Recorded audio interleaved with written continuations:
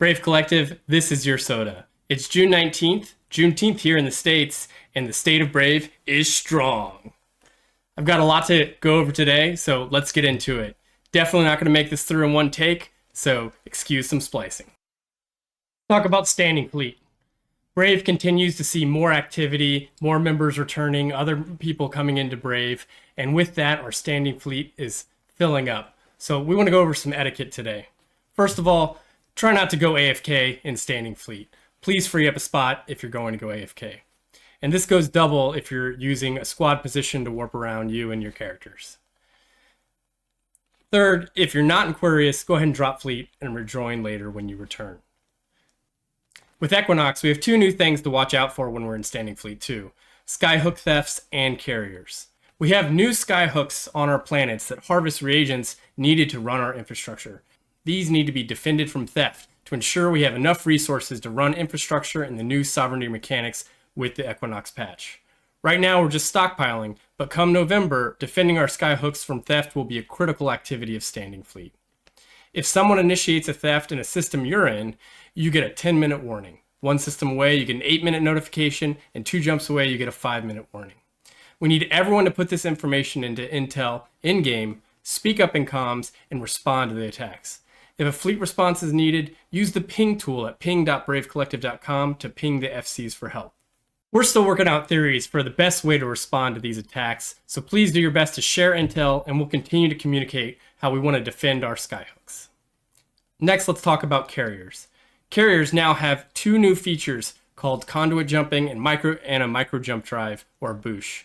This means in standing fleet, carriers close to you can jump sub-caps out of system or jump you forward 250 kilometers in space. This means a carrier is a security risk to you while you're in standing fleet.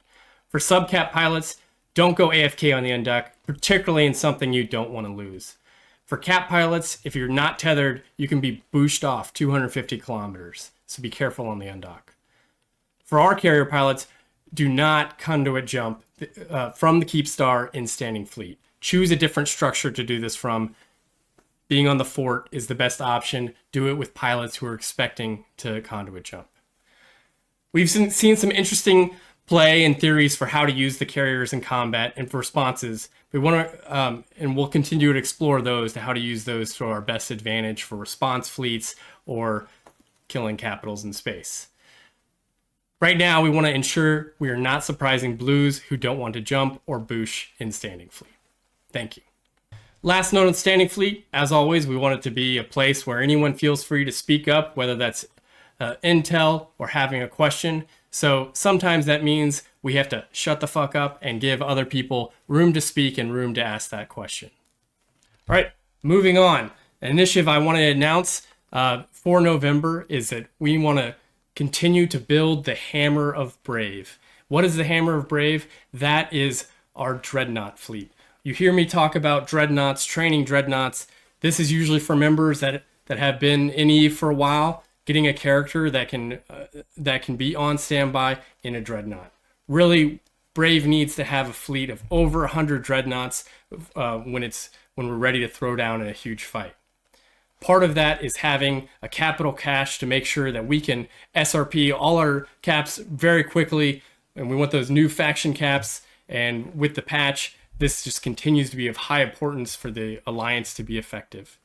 So today I want to make a commitment that the Alliance is going to cache 200 dreadnoughts before November, and we're going to upgrade our pilots that have T1 dreads to those faction dreads over the next couple of months, and to make sure that Brave has the hammer that it needs. Okay, the next popular topic that I wanted to get into is patch updates, what comes with Equinox, a lot of questions.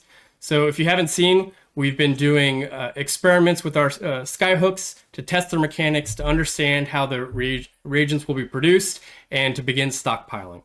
So as I've mentioned earlier, defending our skyhooks will become more important when we fully switch over to the new soft system, which won't fully happen until November. So while we're stockpiling and we're putting up skyhooks, other alliances are doing the same. So we want you to get out there with fleets, and if you see an enemy skyhook, go ahead and take some reagents, and we'd love you to bring those back to the Alliance, and we can pay the NPC price plus 10%. Just throw those up to Brave Holdings, and when and then later, when there is an actual market for these things, we'll get a better price to determine how much to pay for the members. But we really want to make sure that we have a strong stockpile when the November patch happens. Tomorrow will be the first day it's possible to switch any system to the new sovereignty system, the new Sov hubs. We're not planning to switch anything over tomorrow, but by July 1st, we'll pick a system. We have upgrades in build, and we'll start experimenting with what the new upgrades, the mining and the ratting upgrades, and also the Sov upgrades, what those look like over time before we upgrade the rest of our space.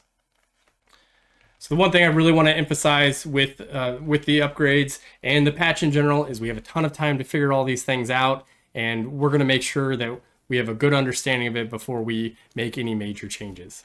If you'd like to join in and keep track of the things we're experimenting with, or talk about what other people in EVE are doing, go ahead and join the Equinox News and Rumors channel in Slack, and just help us keep an eye on everything that either CCP releases, other people videos.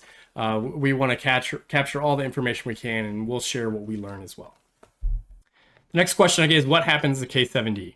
First, I want to say the K7D Keepstar will remain our headquarters and will remain our main staging. Before the next patch, when we have a full understanding of how the patch works and the different Sov, then if we decided we had to move based on the geography, security, projection, and power, a decision could happen in October. But even then, the Keepstar would not be going anywhere. And so right now, the headquarters remains in K7D. We are not moving. The market stays there. There's no reason to be moving ships around.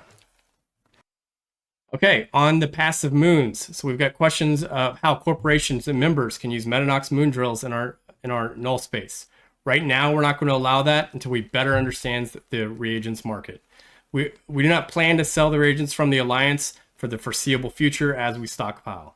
The Alliance will have our first test Metanox. We'll go down in K7D in a few days, and we will share that knowledge, and then if we need to make changes to our Metanox policy, we will. All right, a few things more about the patch. We still need a lot of planetary interaction, particularly if you can do P4, the highest level of planetary action. We're looking for all of that contracted to Brave Pos Boys for G to buy, and we'll buy it or put it on market, and we'll probably buy it there. And any other PI that you put in market, other people process that up. And so that's going towards our upgrades, our sky hooks, and other things that we need for the new system. Last, I want to put a shout out.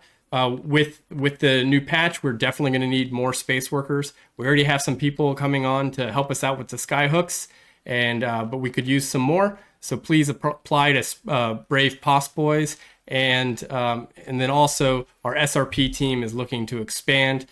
So please apply to the SRP team as well. Both those links will be down below. In terms of fleet action, we're still fighting PandaFam at the EX6 line in Catch, and now we expect to see some fights expanded down into Impasse, Faith, and O-Mist. So there's kind of a line through the south where we're fighting. So watch for pings and support our FCs and our fights on these borders. When I posted this video, I started a thread in the Brave updates in Slack, so you can ask any questions there, and I'll try to answer them as I can. After this video, I'm going to have a special message for newbies, novice pilots, and established and experienced pilots for each of you, and the priorities that I'm looking for each of you to have. So with that, stay classy, have fun, and be brave.